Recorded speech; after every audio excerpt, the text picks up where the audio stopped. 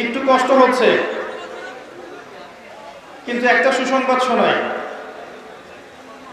ইসলামের ইতিহাসের সবচেয়ে বড় বিজয় কোন যুদ্ধ হয়েছিল ভাই? গজওয়াতুল বদর। বদর যুদ্ধের আগের রাতে আল্লাহ পাক বৃষ্টি নাজিল করেছেন। বৃষ্টি দিয়ে তিনি মুমিনদের মনটাকে সতেজ করেছিলেন, এটা জানেন? এখন আমরা দিনী মজলিসে বসে আছি, সামান্য বৃষ্টি হচ্ছে, এতে কি আমাদের কষ্ট হবে না? ঈমান বাড়বে? সুবহানাল্লাহ। জুমার দিনের অন্যতম একটা গুরুত্বপূর্ণ আমল হচ্ছে সূরাতুল কাহফ তেলাওয়াত করা এবং বেশি থেকে বেশি নবী সাল্লাল্লাহু আলাইহি ওয়াসাল্লামের প্রতি দরুদ শরীফ পাঠ করা। সূরাতুল কাহফ প্রত্যেক জুমার দিনে তেলাওয়াত করার ব্যাপারে হাদিসের মধ্যে তাগাদা এসেছে। আপনি যদি এক জুমা থেকে আরেক জুমা পর্যন্ত আল্লাহর নূর পেতে চান, যদি আপনি এক জুমা থেকে আরেক জুমা পর্যন্ত আপনার এই হায়াতটাকে আল্লাহর নূর দিয়ে উদ্ভাসিত করতে চান, তাহলে জুমার দিনে সূরা কাহফ তেলাওয়াত করতে হবে। রাজি আছেন? যদি পুরো সূরাটা না পারেন, কমপক্ষে প্রথম 10 শেষের 10 তেলাওয়াত করবেন ইনশাআল্লাহ আযজা ওয়া জাল্লা। পারবেন না? শোনেন, এটা অ্যামেজিং ব্যাপার। আচ্ছা, নবী করিম সাল্লাল্লাহু আলাইহি ওয়াসাল্লাম মক্কায় যখন দাওয়াতি কাজ করছেন, কাফের মুশরিকরা শারীরিক নির্যাতন করেছে, অর্থনৈতিক নির্যাতন করেছে, সামাজিকভাবে বয়কট করেছে, কখনো ধর্মতাত্ত্বিক আগ্রাসন চালিয়েছে। কিন্তু মক্কার কুরাইশদের কাছে আল্লাহর ওহীর কোনো বই ছিল না। ছিল, কিন্তু ইয়াসরিবের ইহুদিদের কাছে তাওরাতের জ্ঞান ছিল, তাই নয় কি? ইয়াসরিব কোনটা? এখনকার মদিনা। তার আগের নাম কি ছিল? ইয়াসরিব। মাশাআল্লাহ। তো এখন ধর্মতাত্ত্বিক দলিল খোঁজার জন্য মক্কার কুরাইশরা চলে গেল ইহুদিদের কাছে, গিয়ে বলল যে আমাদের কমিউনিটির মধ্যে একজন ব্যক্তি নিজেকে নবী দাবি করছেন, তার কাছে আল্লাহর ওহী আসছে দাবি করছেন, জান্নাত জাহান্নামের ভয় দেখাচ্ছেন, তিনি সত্য নবী না মিথ্যা নবী, এটা পরীক্ষা করার কোনো ফলসিফিকেশন টেস্ট শিখিয়ে দেন। মানে কিছু মানদণ্ড শিখিয়ে দেন যেটা দিয়ে আমরা পরীক্ষা করতে পারবো তিনি সত্য নবী না মিথ্যা নবী। কে বললো কথাটা? মক্কার কুরাইশরা। একটু লাইভে থাকেন। মক্কার কুরাইশরা এবার ইহুদিরা শিখিয়ে দিল, ওই ব্যক্তিকে গিয়ে 3টা প্রশ্ন করবে। কাকে গিয়ে করবে? মুহাম্মদ সাল্লাল্লাহু আলাইহি ওয়াসাল্লামকে 3টা প্রশ্ন করবে। যদি সে উত্তর দিতে পারে, নিঃসন্দেহে তিনি একজন নবী। কারণ এই প্রশ্নের উত্তর একজন নবী ছাড়া কারো পক্ষে দেওয়া সম্ভব না। কে বললো এটা? ইহুদিরা। তাদের কাছে তাওরাতের জ্ঞান ছিল, তারাই কিন্তু বনু ইসরাইল, বেশি বেশি আসমানি কিতাব তাদের কাছে এসেছে, তাই নয় কি? 1 নম্বর প্রশ্ন, তাকে গিয়ে জিজ্ঞাসা করবে যুলকারনাইন এই ব্যক্তির কি হয়েছিল। 2 নম্বর জিজ্ঞাসা করবে রূহ কাকে বলে, আত্মা কাকে বলে, ব্যাখ্যা করো। 3 নম্বর গিয়ে জিজ্ঞাসা করবে আসহাবুল কাহফ বা গুহাবাসীর কি হয়েছিল। যদি সে 3টা প্রশ্নের উত্তর দিতে পারে, নিঃসন্দেহে সে একজন নবী, কোনো সন্দেহ নয়। যদি না দিতে পারে, তাহলে সে নবী নয়। তারা বুঝিয়ে দিল। কুরাইশরা ফিরে আসলো, নবী সাল্লাল্লাহু আলাইহি ওয়াসাল্লামকে কাবা ঘরের সামনে পেল। প্রিয় নবী সাল্লাল্লাহু আলাইহি ওয়াসাল্লামকে জিজ্ঞাসা করা হলো যে আপনি যদি সত্য নবী হয়ে থাকেন এই 3টা প্রশ্নের উত্তর বলে দিন। রাসূলুল্লাহ সাল্লাল্লাহু আলাইহি ওয়াসাল্লাম বললেন, আগামীকাল এসো, তোমাদেরকে বলে দিব। একটা ছোট্ট শব্দ তিনি বলতে ভুলে গিয়েছিলেন। শব্দটা কি? ইনশাআল্লাহ। অর্থ, যদি আল্লাহ চান। ওহী আসা কিছুদিনের জন্য বন্ধ হয়ে গেল। এদিকে কুরাইশরা প্রপাগান্ডা চালাতে লাগলো, কারণ বিরোধীদের, সমালোচকদের একটা স্বভাব হচ্ছে তারা সুযোগ খুঁজতে থাকে। কি করে? সুযোগ খুঁজতে থাকে, তারাও সুযোগ খুঁজলো, এই তো সুযোগ, ওই আসা বন্ধ হয়েছে, অতএব সবাই প্রচার করলো এই ব্যক্তি মিথ্যা নবী, নাউযুবিল্লাহ। কিন্তু আল্লাহ রাব্বুল আলামিন তার নবীকে এত ভালোবাসতেন, রাসূল সাল্লাল্লাহু আলাইহি ওয়াসাল্লাম মনে মনে যদি কষ্ট পেতেন সেটাও আল্লাহ শুনে ফেলতেন। আল্লাহু আকবার। আল্লাহর নবী সাল্লাল্লাহু আলাইহি ওয়াসাল্লাম মনে যদি কষ্ট পেতেন আল্লাহ পাক সেটা জেনে ফেলতেন এবং সেভাবে ব্যবস্থা নিতেন। ওই যে সবাই বলছে তুমি তো লেজ কাটা, তোমার সন্তান বাঁচে না, বলে নাই? আল্লাহ নাযিল করলেন ইন্না আ'তাইনাকাল কাউসার ফাসাল্লি লিরাব্বিকা ওয়ানহার ইন্না শানিয়াকা হুয়াল আবতার। মনে কষ্ট পেও না হে নবী, আমি তো তোমাকে কাউসার দিয়েছি, আমি তোমাকে কাউসার দিয়েছি, মহান সম্মান, দুনিয়াতেও সম্মান, পরকালে কাউসার। তুমি তোমার রবের জন্য সালাত পড়ো, স্যাক্রিফাইস করো, ত্যাগ স্বীকার করো, নিশ্চয়ই তোমার সাথে যারা শত্রুতা করবে লেজ কেটে পড়ে থাকবে, কারণ তুমি হকের উপরে আছো। যে ব্যক্তি হকের উপরে থাকবে সারা দুনিয়া মিলে তাকে টলাতে পারবে না ইনশাআল্লাহ। আর যে ব্যক্তি বাতিলের উপর থাকবে সে ধুলো হয়ে উড়ে যাবে, ইতিহাস থেকে নাম মুছে যাবে। নবী সাল্লাল্লাহু আলাইহি ওয়াসাল্লাম ভুলে গিয়েছেন, ইন্টেনশনালি বলেননি এমন নয়। এরপর আল্লাহ পাক ওহী নাযিল করলেন কিছু সময় পরে, সূরা কাহফ আয়াত নাম্বার 23 এবং 24, ওয়ালা তাকুলান্না বা'দা আউযু বিল্লাহি মিনাশ শাইতানির রাজীম ওয়ালা তাকুলান্না লিশাইইন ইন্নী ফাa'ilun যালিকা গাদান ইল্লা আইয়াশা আল্লাহ। হে নবী মুহাম্মদ সাল্লাল্লাহু আলাইহি ওয়াসাল্লাম, আপনি কোশ্চিনকালেও বলবেন না আমি আগামীকাল কিছু করব ইনশাআল্লাহ বলা ব্যতীত। আদব। এই জন্য মুসলিমরা আমাদের জন্য কখনো উচিত হবে না যে আমরা আগামীকাল কিছু করব ইনশাআল্লাহ বলা ছাড়া আমরা বলবো, এমনটা করা কখনো ঠিক হবে না। আর এটা এমন একটা ওয়ার্ড, শোনেন, এটা এমন একটা শব্দ যেটা দিয়ে আপনি রিকগনাইজ করতে পারবেন, আপনি পার্থক্য করতে পারবেন কোনটা আল্লাহর অনুগত সভ্যতা আর কোনটা আল্লাহর দ্রোহী সভ্যতা। আল্লাহর দ্রোহী সভ্যতা কোশ্চিন কেন মুখ দিয়ে ইনশাআল্লাহ বের করবে না। কথা বুঝতে পারেন? নিউজ পেপার পড়বেন, মিডিয়া দেখবেন, খবর শুনবেন, বিভিন্ন কিছু দেখবেন, পলিটিক্যাল কথাবার্তা শুনবেন, সোশ্যাল কথাবার্তা শুনবেন, দেখবেন ইনশাআল্লাহ মুখ দিয়ে আসবে না। যদি দেখেন ইনশাআল্লাহ আসছে না, বুঝে নেবেন আল্লাহর সাথে এদের কানেকশন নেই।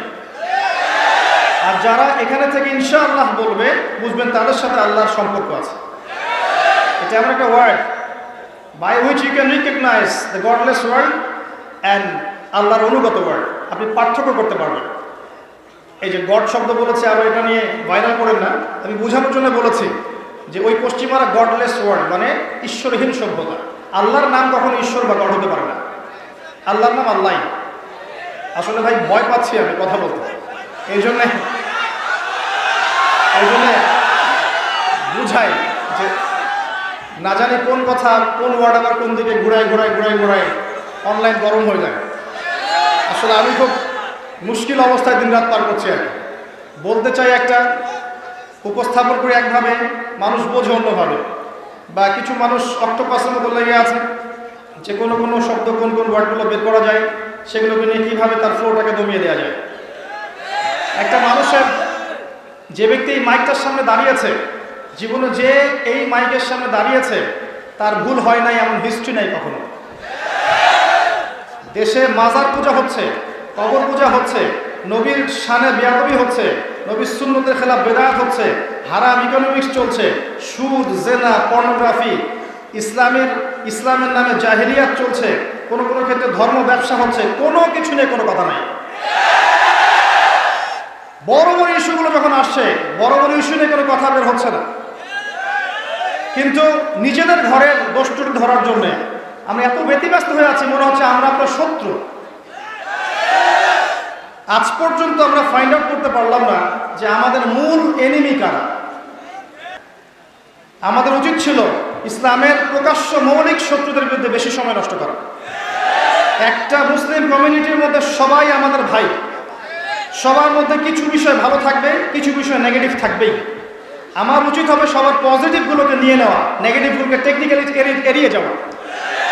উম্মার ঐক্যের খাতিরে কখনো ক্ষুদ্রতম স্বার্থ বিসর্জন দিতে হয়, বৃহত্তর স্বার্থে কখনো ক্ষুদ্রতম স্বার্থ বিসর্জন দেওয়া লাগে।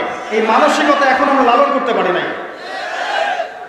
রাসূলুল্লাহ সাল্লাল্লাহু আলাইহি ওয়াসাল্লামকে এই তিনটা প্রশ্ন করা হলো, তিনি ইনশাআল্লাহ বলতে শুধু ভুলে গিয়েছেন। আল্লাহ পাক ওহী নাযিল করলেন, ইনশাআল্লাহ না বলে কোনো কথা বলবেন আগামীতে। এরপর ওহী আসলো, রূহ কাকে বলে? রূহ কাকে বলে উত্তর চলে আসছে সূরা বনী ইসরাঈলের মধ্যে। ইয়াসআলুনাকা আনির রূহ, তারা তোমাকে রূহ সম্পর্কে জিজ্ঞেস করে। কুলি রূহু মিন আমরি রাব্বি, বলে দাও রূহ হচ্ছে তোমার রবের আদেশ মাত্র, রবের আদেশে এসেছি, চলে যাবে। এইখানে আপনি একটা সায়েন্টিফিক একটা পার্থক্য পাবেন, এপিস্টেমোলজিক্যাল পার্থক্য দেখবেন। যারা এই তত্ত্বে বিশ্বাস করে যে পরীক্ষা নিরীক্ষা পর্যবেক্ষণ যুক্তি দর্শন বিজ্ঞান দিয়ে যেটা উপলব্ধি করা যায় সেটাই হলো জ্ঞান, এই মূলনীতির উপর পুরো এডুকেশন সিস্টেম দাঁড়িয়ে আছে। পরীক্ষা নিরীক্ষা যুক্তি দর্শন বিজ্ঞান দিয়ে যা প্রমাণ করা যায় সেটাই হচ্ছে জ্ঞান। আর আমাদের তত্ত্ব হচ্ছে আমরা অদৃশ্য বা গায়েবে বিশ্বাস করি, আল্লাহর পক্ষ থেকে যা এসেছে সেটাই জ্ঞান। এই যে পার্থক্য, যারা এই পশ্চিমা এপিস্টেমোলজিতে বিশ্বাস করে ওদেরকে জিজ্ঞাসা করেন যে রূহ কাকে বলে, রূহের ডেফিনেশন কি, রূহ কাকে বলে, ডেফিনেশন কি? রূহকে কি আপনি পরীক্ষা নিরীক্ষা যুক্তি দর্শন বিজ্ঞান দিয়ে প্রমাণ করতে পারবেন? তার মানে রূহের অস্তিত্ব নেই? তারা কি ফেরেশতার অস্তিত্ব প্রমাণ করতে পারবে? আল্লাহকে ল্যাবে প্রমাণ করতে পারবে? কবরের আযাব, জাহান্নামের আগুন, মিজান, পুলসিরাত এগুলোকে ল্যাবে প্রমাণ করতে পারবে? কোশ্চিনকালেও নয়। তার মানে কি এগুলোর অস্তিত্ব নেই? আর মুমিন মুসলিম যারা, তারা গায়েবে বিশ্বাস করে। হুদাল লিল মুত্তাকিন আল্লাযীনা ইউমিনুনা বিল গায়বি, ঈমানের 6 পিলার সবই গায়েব। আল্লাহ দেখেছেন? দেখি নাই, বিশ্বাস করি। মালায়েকা দেখেছেন? এই জায়গাটা মালায়েকারা ঘিরে রেখেছেন, দেখেছেন?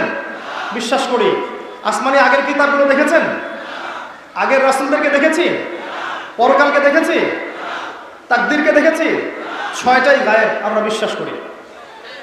এটা বিশ্বাস না করা পর্যন্ত কোনো ব্যক্তি মুসলিম মুমিন মুত্তাকি মুহসিন কিছুই হতে পারবে না। পারবে? তো এই যে এপিস্টেমোলজি বা জ্ঞানতাত্ত্বিক পার্থক্য আছে পশ্চিমাদের সাথে আমাদের, এখন তাদের ভাষায় যারা কথা বলছে তারা বোঝাচ্ছে যে জ্ঞান সেটাই যেটা পরীক্ষা নিরীক্ষা পর্যবেক্ষণের মাধ্যমে লাভ করা যায়। এই পদ্ধতিতে এই এপিস্টেমোলজিক্যাল থিওরিতে আমরা বিশ্বাস করি না। আমরা বিশ্বাস করি জ্ঞান আল্লাহর পক্ষ থেকে নাজিল হয়। আসেন এবার সামনে যাই। রূহ কাকে বলে? অ্যান্সার সূরা বনী ইসরাঈলে। যুলকারনাইন বাদশার কি হয়েছে? উত্তর আছে সূরা কাহফের মধ্যে শেষের দিকে। এমন একজন বাদশা ছিলেন যিনি ন্যায়ের ভিত্তিতে মাশরিক থেকে মাগরিব শাসন করেছেন। এই বিশ্বে আল্লাহ পাক 2 ধরনের শাসন দিয়েছেন, ন্যায়ের ভিত্তিতে শাসন, অন্যায় জুলুমের ভিত্তিতে শাসন। ইউসুফ আলাইহিস সালাম ন্যায়ের ভিত্তিতে শাসন করেছেন, ওমর ইবনে খাত্তাব ন্যায়ের ভিত্তিতে শাসন করেছেন, আবু বকর সিদ্দিক ন্যায়ের ভিত্তিতে, ওসমান আলী রাদিয়াল্লাহু আনহুম ন্যায়ের ভিত্তিতে, দাউদ এবং সুলাইমান আলাইহিস সালাম কিসের ভিত্তিতে? ন্যায়ের ভিত্তিতে। আল্লাহ পাকের মনোনীত যে বান্দারা ছিলেন তারা যারা বিশ্ব শাসন করেছেন ন্যায় আদালত ইনসাফের ভিত্তিতে করেছেন। যুলকারনাইন তিনি এমন একজন ছিলেন যিনি পূর্ব থেকে পশ্চিম পর্যন্ত পুরো বিশ্ব জয় করেছিলেন। এই সেই ব্যক্তি যিনি 2 প্রাচীরের মাঝখানে ইয়াজুজ আর মাজুজ প্রজাতিকে বন্ধ করে রেখেছেন। আল্লাহ পাক তার হাত দিয়ে লৌহ এবং তামার প্রাচীর নির্মাণ করিয়েছেন। এখানে ইয়াজুজ আর মাজুজ সেখান থেকে আসতে পারে নাই। শেষ জামানা ইয়াজুজ আর মাজুজ আসবে, তাদের সংখ্যা এত বেশি হবে যে পৃথিবীর পানিগুলো খেয়ে তারা শেষ করে ফেলবে। তাদের খাসলত কি, তাদের চরিত্রটা কি ছিল? তাদের চরিত্র ছিল ইন্না ইয়াজুজ ওয়া মাজুজ মুফসিদুনা ফিল আরদ। ইয়াজুজ আর মাজুজ পৃথিবীতে ফাসাদ সৃষ্টি করেছে। কথা মনে রাখেন, ইয়াজুজ আর মাজুজ চরিত্র কি? তারা পৃথিবীতে ফাসাদ সৃষ্টি করেছে। খেয়াল করে দেখবেন আজকে সারা বিশ্বকে যারা রুল করছে এরা সারা বিশ্বে ফাসাদ সৃষ্টি করেছে। ইকোনমিক ফাসাদ, পলিটিক্যাল ফাসাদ, কালচারাল ফাসাদ, ব্যাংকিং এ ফাসাদ, মুসলিম থেকে কিলিংসের মধ্যে ফাসাদ, এভরি সিঙ্গেল সেক্টর তারা ফাসাদ দিয়ে ভর্তি করে ফেলেছে। আমি বলিনি যারা রুল করছে ওরা ইয়াজুজ আর মাজুজ, এটা বলি নাই। আমি বলেছি তাদের মাঝে ইয়াজুজ আর মাজুজের চরিত্র আছে, এতটুকু বলেছি। এই সেই ব্যক্তি যাকে সূরা কাহফের মধ্যে স্থান দেওয়া হয়েছে। কি জন্য জানেন? কারণ সূরা কাহফ কিন্তু আখিরুজ জামানের সূরা। এই সূরা আপনাকে দাজ্জালের ফিতনা থেকে বাঁচাবে।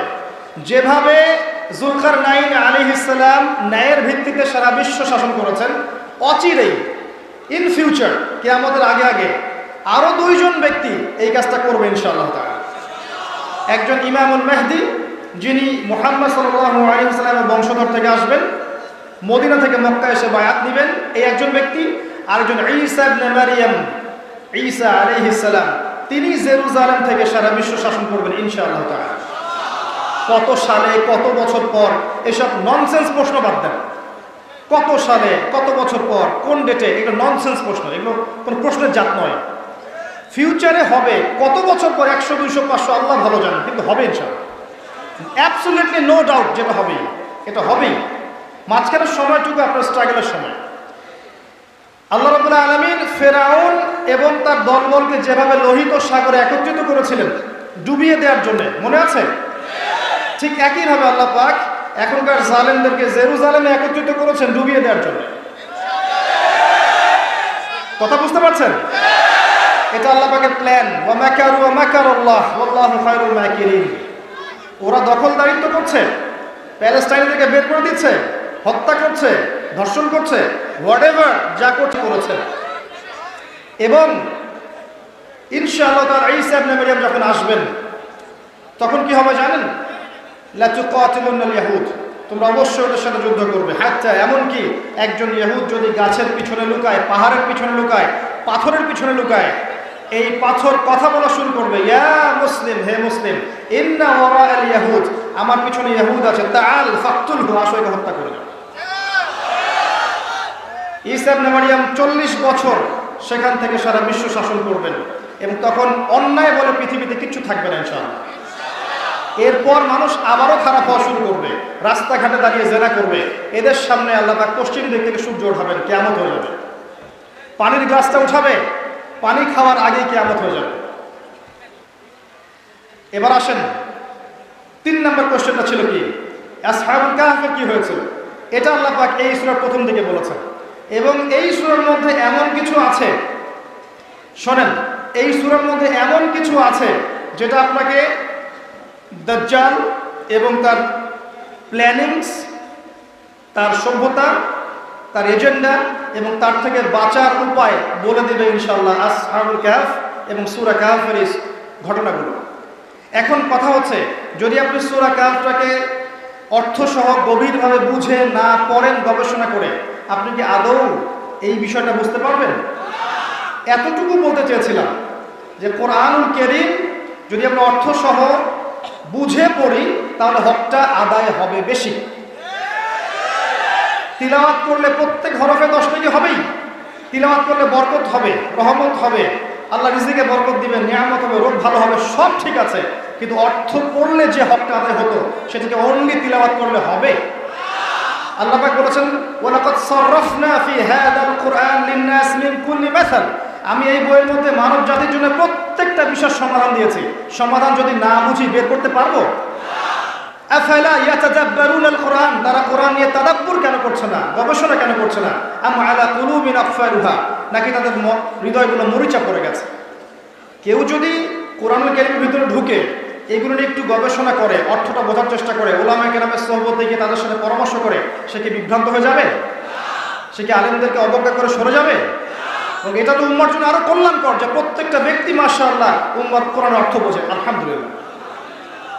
এর মানে এই নয় যে আপনি হাফেজ হবেন না, তিলাওয়াত করবেন না। আমি কোশ্চেন কালেও এটা বোঝাতে চাইনি। এই হচ্ছে ফিতনাময় অনলাইন যুগ, যে যুগটা নিয়ন্ত্রণ করছে ওই জিউস এবং খ্রিস্টানরা। যত প্ল্যাটফর্ম আছে, যত প্ল্যাটফর্ম অনলাইনের, এটা সবচেয়ে ফিতনাময় প্ল্যাটফর্ম। এই প্ল্যাটফর্মগুলো ক্রিয়েটেড বাই জায়নিস্ট মুভমেন্ট।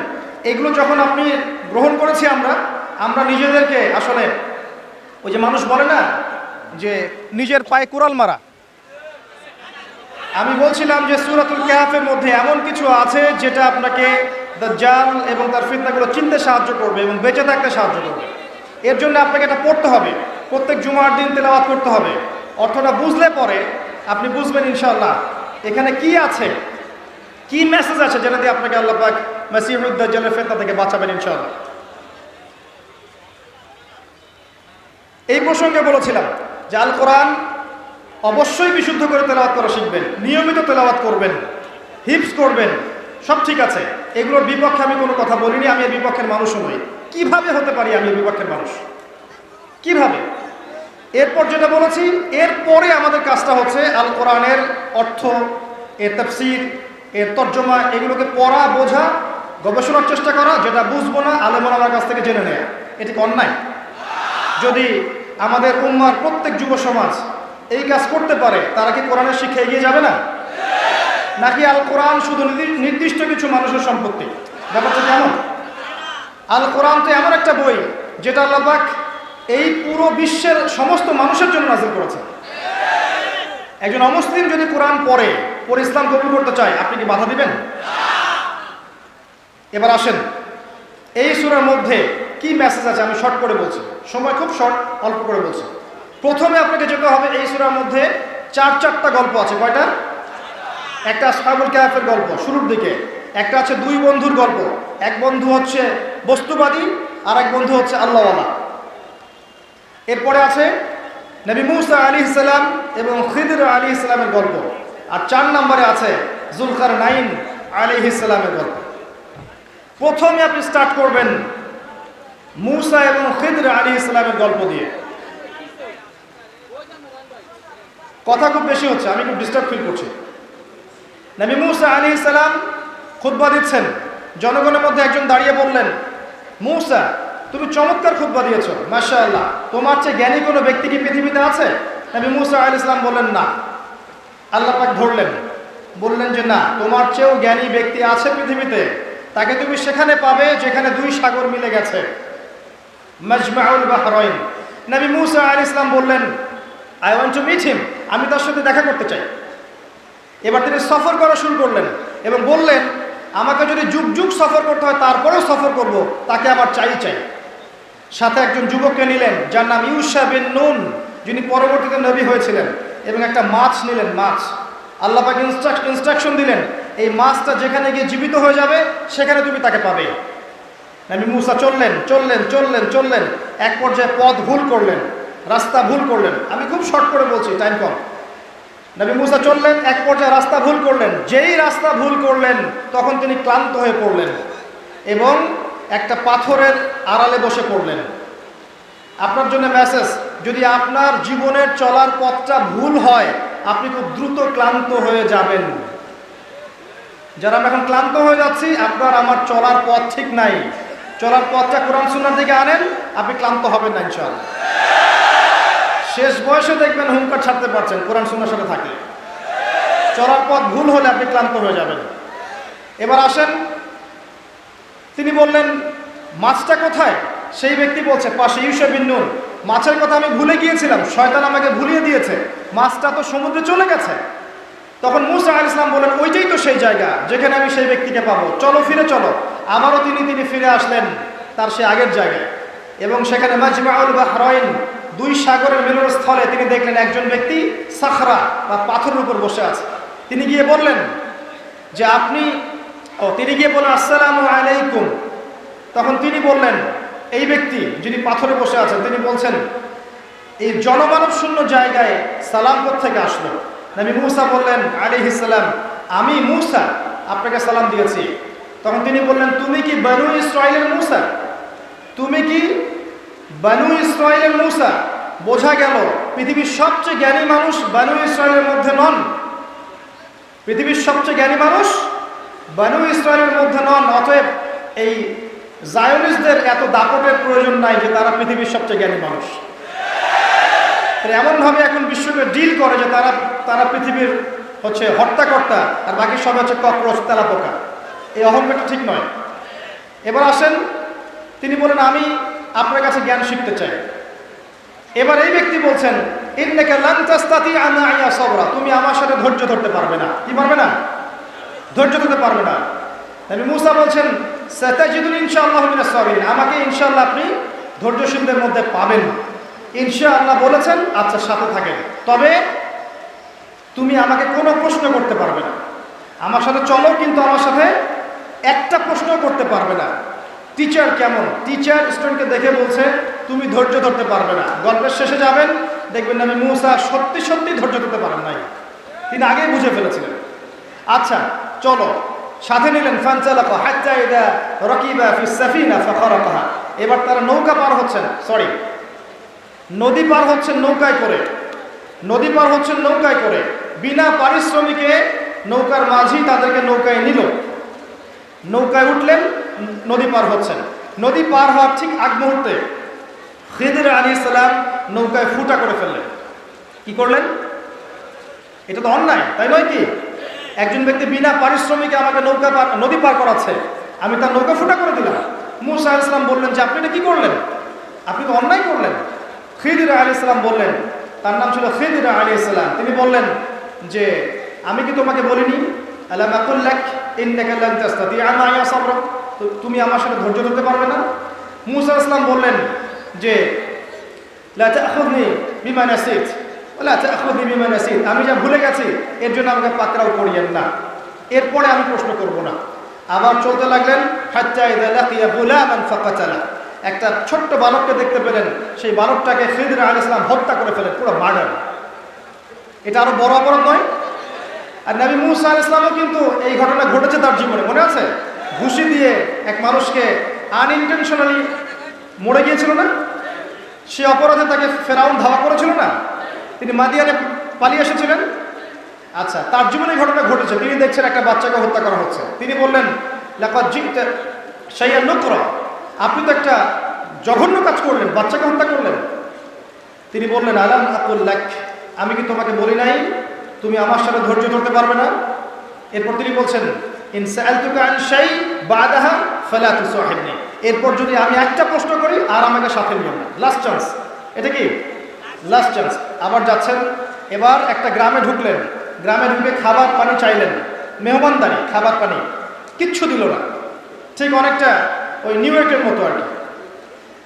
অনেক সময় আমাদের ঢাকার মধ্যেও এই সুন্নত চলে আসছে, মেহমান বাসায় গেলে বিরক্ত হয়ে যায়, তাই না? আচ্ছা, ওরা বিরক্ত হলো, মেহমানদারি করলো না। কিন্তু খিদির আলাইহিস সালাম ওই বাড়ির একটা দেওয়াল ধসে পড়েছিল, তিনি নিজে সেই দেওয়ালটাকে নির্মাণ করলেন, নির্মাণ করে আগের জায়গায় স্থাপন করে দিলেন। এটা দেখে মূসা আলাইহিস সালাম বললেন তারা আমাদেরকে পানি দিল না, খাবার দিল না, সৌজন্যমূলক আচরণ করলো না, আপনি উল্টা তাদের দেয়ালটা নির্মাণ করে দিলেন কোনো পারিশ্রমিক ছাড়াই। আপনি চাইলে তো কিছু পারিশ্রমিক দিতে পারতেন। এবার তিনি বললেন হাদা ফিরাকু বাইনি ওয়া বাইনাক, এবার এটাই তোমার আমার পার্থক্য, তোমার সাথে আমার পথ চলা আর হলো না, তোমার সাথে আমার আর কি হলো না, পথ চলা হলো না। নবী সাল্লাল্লাহু আলাইহি ওয়াসাল্লাম বলেছিলেন যদি ওই দিন মূসা আলাইহিস সালাম প্রশ্নগুলো না করতেন তাহলে অনেক কিছু জানা যেত, আর জানা গেল না। তবে তিনি বললেন যাওয়ার আগে আমি তোমাকে জানিয়ে দিব, যাওয়ার আগে আমি তোমাকে জানিয়ে দিব কি কারণে আমি কাজগুলো করেছি। ওই যে সাফিনা, সেটা আমি ফুটো করেছি এই কারণে, পিছনে জলদস্যু ছিল, নৌকাটা ভালো থাকলে নৌকা তারা হাইজ্যাক করে নিয়ে যেত। বাইরের চোখ দিয়ে তোমার কাছে মনে হয়েছে আমি অন্যায় করেছি, কিন্তু ইন্টারনাল আইস দিয়ে দেখে তুমি বুঝতে পারতে আমি অন্যায় করিনি, বরং তাদের উপকার করেছি। কথা বোঝা যাচ্ছে? ওই যে বাচ্চাকে আমি হত্যা করেছি, আমি নিজে করিনি, আল্লাহর আদেশে করেছি।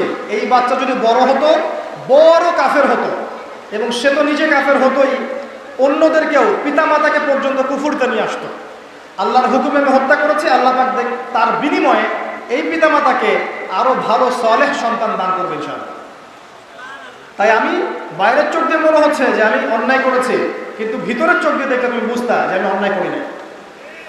এরপরে আমি যে দেয়াল নির্মাণ করেছি, ওই দেয়ালের নিচে 2 জন এতিম বাচ্চার পৈতৃক রেখে যাওয়ার সম্পত্তি আছে। যদি এটা নির্মাণ না করতাম সম্পত্তি মানুষ নিয়ে যেত।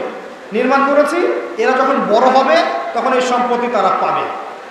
3টা ঘটনায় মূসা তুমি তাড়াহুড়া করেছো, সবর করতে পারোনি, বাহ্যিক জ্ঞান দিয়ে তুমি বিচার করেছো।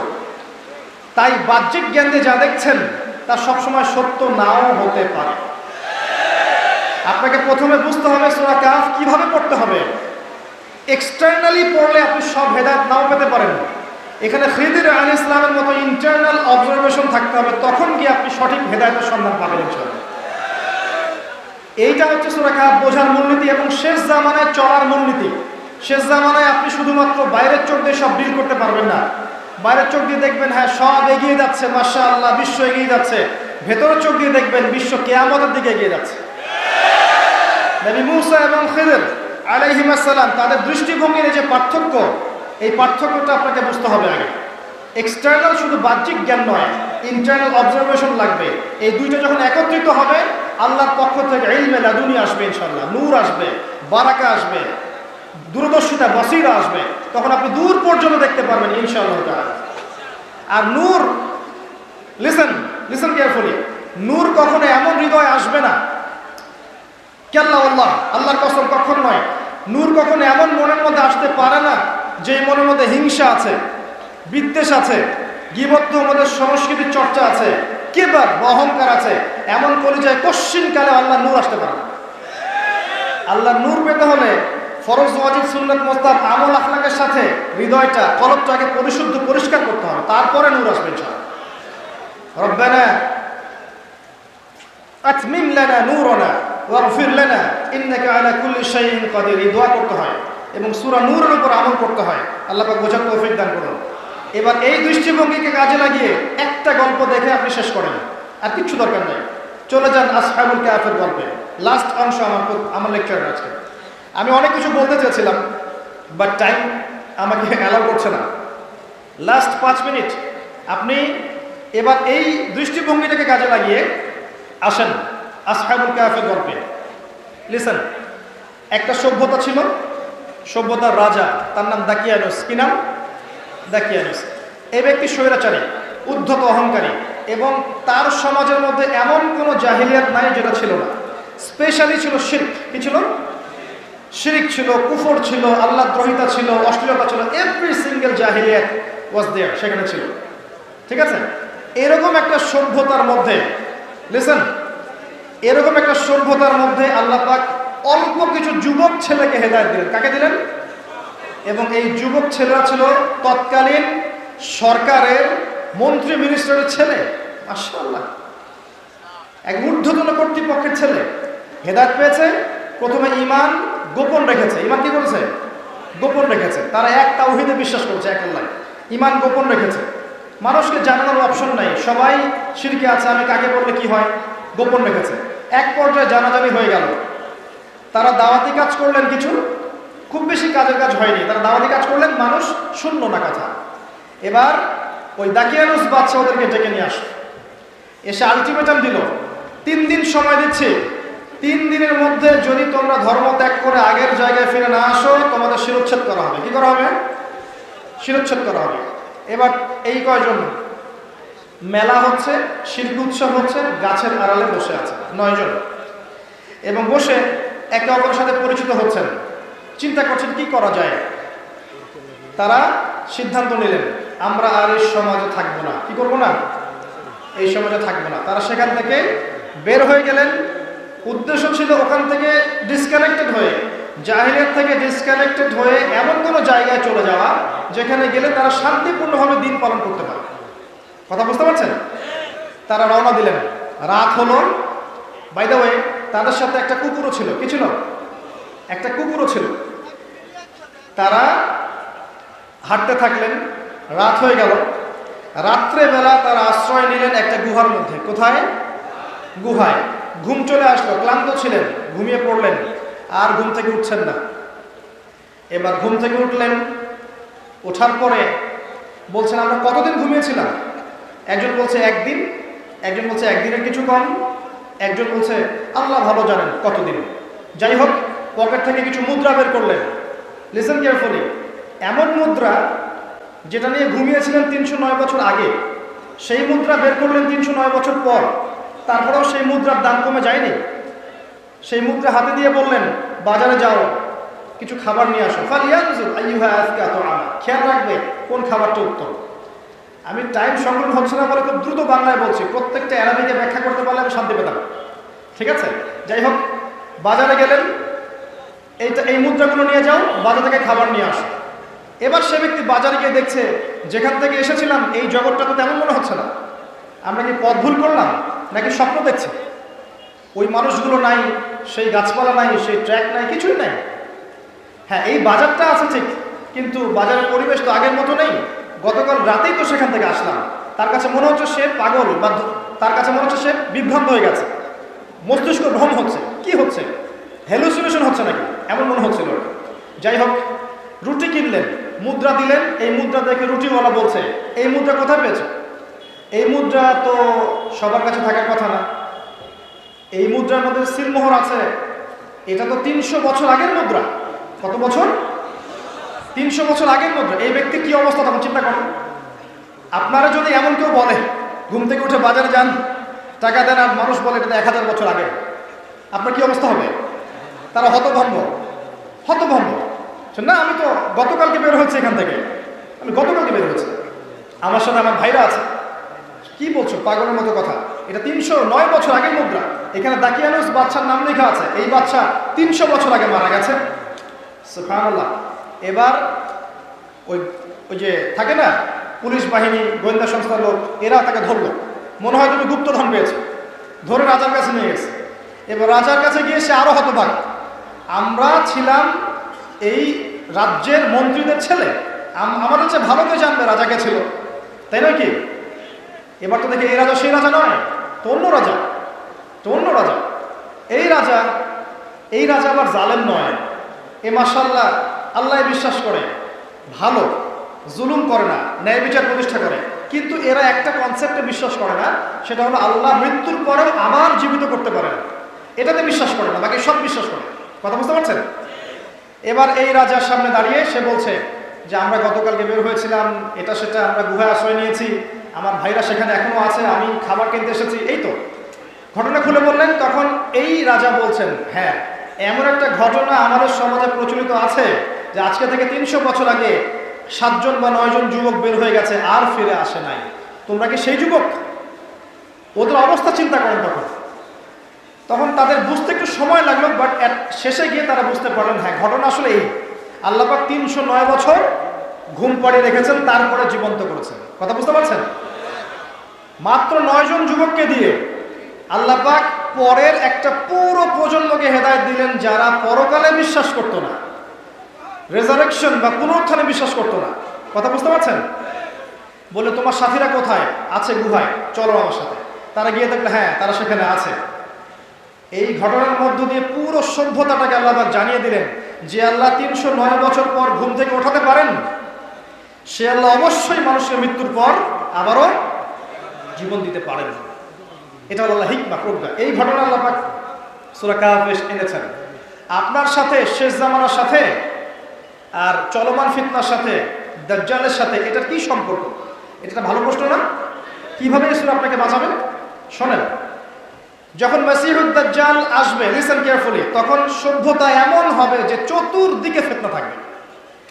ফিতনা থাকবে আপনার অর্থনীতিতে, আপনার সমাজনীতিতে, আপনার পরিবারে, আপনার ধর্মে, আপনার পলিটিক্সে, আপনার মিডিয়ায়, আপনার প্রযুক্তিতে, এভরি সিঙ্গেল সেক্টর ফিতনা দিয়ে ভর্তি হয়ে যাবে। ঠিক আসহাবুল কাহফের ওই যুগের মতোই, এমনভাবে ফিতনা আসবে যে আপনি এটাকে লড়তে পারবেন না। অপশন তারা সাইলেন্টলি সেখান থেকে চলে গেছেন। ফিতনাময় পরিবেশে যদি আপনি ঈমান ধরে রাখতে না পারেন, তখন এই ফিতনা থেকে ডিসকানেক্টেড হয়ে নিজে একা একা থাকার চেষ্টা করেন। ঘরে থাকেন, কম কথা বলেন, কম মানুষের সাথে মেশেন, গুনার জন্য বেশি কান্নাকাটি করেন, বেশি বেশি নেক আমল করতে থাকেন, আপনি কিছুটা হলেও ফিতনা থেকে বেঁচে থাকবেন ইনশাআল্লাহ। ফিতনাময় পরিবেশটা এত ভয়াবহ হবে যে আপনি এখানে দাঁড়িয়ে এটাকে যুদ্ধ করতে পারবেন না। যখন মাসিহুদ দাজ্জাল আসবে তখন এই ঘটনাগুলো ঘটবে। তারা এই কাজটা করেছে। এখানে আর কিছু টিপস আমি দিচ্ছি। এরকম সিচুয়েশনে, লাস্ট 5 মিনিটস, এরকম সিচুয়েশনের মধ্যে দেখবেন আল্লাহ পাক এই ফিতনাময় পরিবেশেও কিছু যুবক ভাইকে হেদায়েত দিবে ইনশাআল্লাহ। এবং আল্লাহ পাক তাদের হৃদয়গুলোকে জুড়ে দিবে ইনশাআল্লাহ। আল্লাহ বলেন, ইন্নাহুম ফিতয়াতুন আমানু বিরাব্বিহিম ওয়া জিদনাহুম হুদা। ওই রকম পরিবেশেও একটা দাকিয়ানুসের ওই মানে সামাজিক ওই অবক্ষয়ের পরিবেশেও আল্লাহ পাক বাছাই করে কিছু যুবককে হেদায়েত দিয়েছেন। এটা আল্লাহ সুন্নাহ। যত জাহিলিয়াত থাকুক না কেন, আল্লাহ পাক এক শ্রেণীর মানুষকে হেদায়েত দিবেন ইনশাআল্লাহ। এবং তাদের মধ্যে যুবকরাই হবে আগামী দিনে কান্ডারি ইনশাআল্লাহ। সূরা কাহফ কথা বলছে, সূরা কাহফেই কথা বলছে, আসহাবুল কাহফের কথা বলছে। এবং আল্লাহ বলছেন, ওয়াজিদনাহুম হুদা, আমি আল্লাহ ওদের হেদায়েত বাড়িয়ে দিব। আমি হেদায়েত দিব, আমি হেদায়েত বাড়িয়েও দিব। ওয়া রাবাতনা আলা কুলুবিহিম, যুবকদের হৃদয়গুলোকে আমি জুড়ে দিব ইনশাআল্লাহ। খেয়াল করে দেখবেন তো হবে। যুবকদের মনগুলোকে আমি ইমানের বন্ধনে জুড়ে দিব ইনশাআল্লাহ। তারা ফিতনাময় পরিবেশ থেকে ডিসকানেক্টেড হয়ে গুহায় আশ্রয় নিলেন। নবী সাল্লাল্লাহু আলাইহি ওয়াসাল্লাম এই কথাই বলেছেন, শোনেন, এমনভাবে ফিতনা গ্রাস করবে যে একজন মুমিনের জন্য শ্রেষ্ঠ সম্পদ হবে কিছু বকরির পাল, যেটা নিয়ে সে পালিয়ে যাবে কান্ট্রি সাইডে, সেখানে গিয়ে সে থাকা শুরু করবে, ফিতনা থেকে বেঁচে থাকার চেষ্টা করবে। এই হাদিস নাই? সুবহানাল্লাহ, আছে। পরিস্থিতি ওইদিকে যাবে আস্তে আস্তে। শোনেন, যদি আল্লাহ না করুক মহামারী যে ধাক্কা চলছে, আরো যদি মহামারী বাড়তে থাকে, এখন মনে করেন একটা ড্রিজলিং শাওয়ার হচ্ছে, ভাইরাসের ড্রিজলিং শাওয়ার মানে ঝিরিঝিরি বৃষ্টি, এরপর দেখবেন এমন যদি হয় যে হেভি শাওয়ার শুরু হলো, মানে আপনার আরো বেশি ভাইরাস নতুন নতুন রূপ নিচ্ছে, কোভিড, ওমিক্রন, এটা সেটা একটা একটা করে আসতে থাকছে। আর হিস্ট্রিতে এমন কখনো হয়নি যে 2 বছর ধরে এটা কন্টিনিউ হচ্ছে, নো। তো যদি আরো কিছু বাড়তে থাকে, আরো ভয়ঙ্কর ভয়ঙ্কর বিষয় আসতে থাকে, তখন যারা বেশি ঘনবসতিপূর্ণ জায়গায় আছে তাদের চাইতে তারা বেশি সেফ থাকবে যারা কম ঘনবসতিপূর্ণ জায়গায় বাস করছে। ফিতনা এমনভাবে গ্রাস করবে, যারা গ্রামাঞ্চলে বাস করছে, রুট লেভেলে থাকছে, কৃষিকাজ করছে, ফ্রেশ খাবার খাচ্ছে, ফ্রেশ বাতাস নিচ্ছে, পরিশ্রম করছে, দেখবেন তাদের মৃত্যুর হার অনেক কম হবে ইনশাআল্লাহ। ইমিউনিটি সিস্টেম বাড়বে।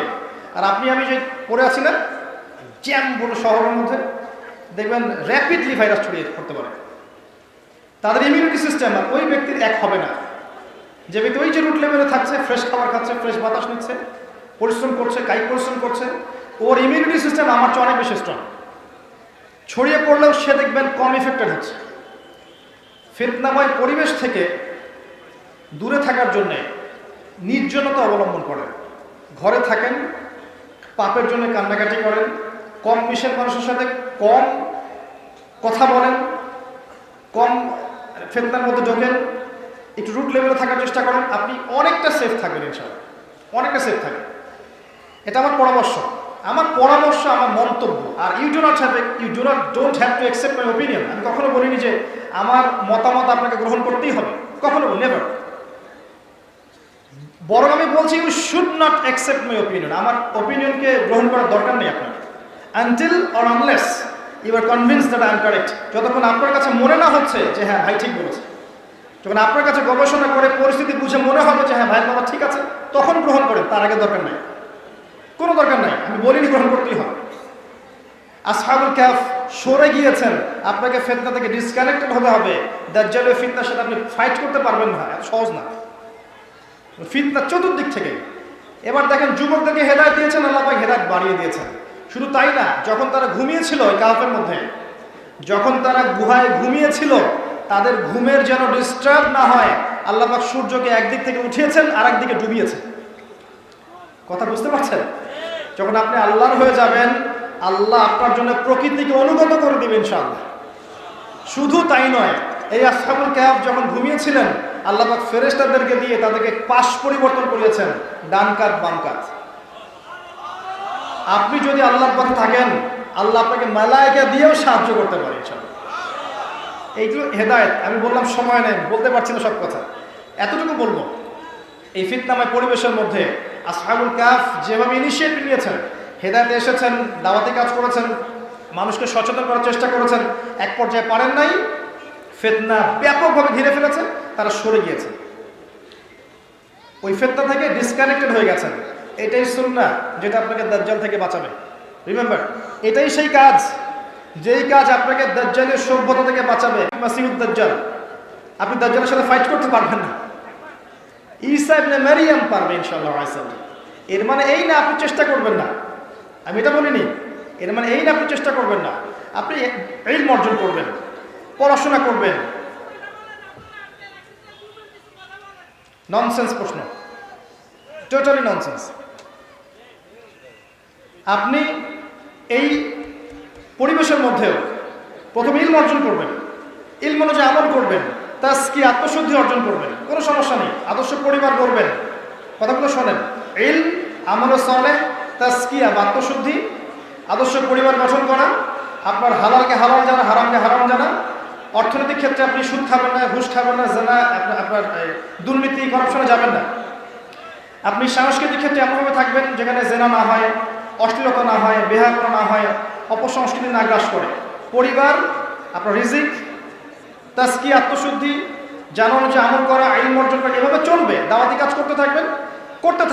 একটা পর্যায়ে যদি দেখেন যে ফিতনা এমনভাবে গ্রাস করেছে আপনি আর পারছেন না, তখন আসহাবুল কাহফ যা করেছেন, সাইলেন্টলি সেখান থেকে ডিসকানেক্টেড হওয়া, এটা আপনাকে দাজ্জালের ফিতনা থেকে বাঁচাবে ইনশাআল্লাহ।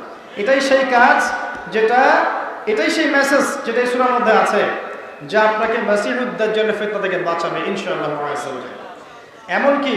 এমনকি যদি আপনি আল্লাহর হয়ে যান, আল্লাহ আপনাকে মালায়েকা দিয়ে সাহায্য করতে পারেন, প্রকৃতিকে নিয়ন্ত্রণ করে দিতে পারেন। আল্লাহ পাক আপনাকে ঘুমের মধ্যেও সাহায্য করতে পারেন। আল্লাহ পাক আপনার দায়িত্ব নিয়ে নেবেন ইনশাআল্লাহ, এবং দেখবেন অল্প কিছু মানুষকে দিয়ে আল্লাহ পাক বড় কমিউনিটিকে হেদায়েতের আলো দেখাবেন ইনশাআল্লাহ। আমরা জানি আগামী দিনগুলো কষ্টকর হবে, কঠিন হবে। এই কঠিনতার মধ্যেও ঈমানকে ধরে রাখতে হবে, পড়াশোনা করতে হবে, পরিবারের আদর্শ ধরে রাখতে হবে, মধ্যমপন্থী থাকতে হবে, চরমপন্থী হওয়া যাবে না এবং শৈথিলতাবাদী হওয়া যাবে না। আমরা সবাই একে অপরের ভাই, ধর্মীয় ক্ষেত্রেও, পলিটিক্যাল ক্ষেত্রেও। যারা আমাদের ধর্মের মধ্যে আছে, পলিটিক্স আছে, সবাই কিন্তু আমাদের ভাই। সবার কল্যাণকামী হতে হবে। কারো প্রতি আগ্রাসী মনোভাব নিয়ে আপনি সমাজ সংস্কার করতে পারবেন না এবং দেশ, রাষ্ট্র, উম্মার উপকার করতে পারবেন না। সবাইকে নিয়ে এগোতে হবে ইনশাআল্লাহ তাআলা, এবং সবার ভালোটুকু নেবেন, খারাপটুকু আপনি ছেড়ে দিবেন। দাওয়াতি কাজ করতে থাকবেন, মানুষকে কল্যাণের আহ্বান করবেন।